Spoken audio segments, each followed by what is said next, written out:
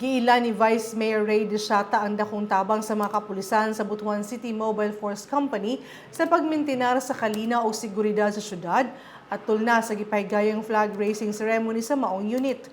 Isip guest of honor o speaker, nagpasalamat si Desiata sa paday nga serbisyo o dedikasyon sa mga pulis sa pagpanalipod sa katawhan. Matud pa niya, dako ang ilang natampo aron magpabiling luwas ug malinawon ang mga komunidad sa Butuan City. Gipahinumduman usab niya ang kapulisan nga ipadayon ang matinud-anong pag-alagad o pag-atiman sa interes sa publiko.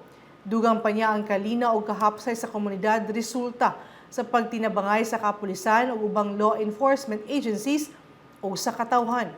Gipasalamatan ng Desiata ang BCMFC silang padayon nga pagserbisyo o sa ilang papel sa pagtabang sa lokal nga panggamhanan sa pagmintinar sa peace and order sa syudad. O mga katong update ni adlaw, anang sabang pa mga updates, i-follow i-like ang official Facebook page, Instagram o subscribe sa YouTube channel sa Butuan City Public Information Office. Ako si Charmaine Awitan. Daghang salamat ug dalaygon ang Dios.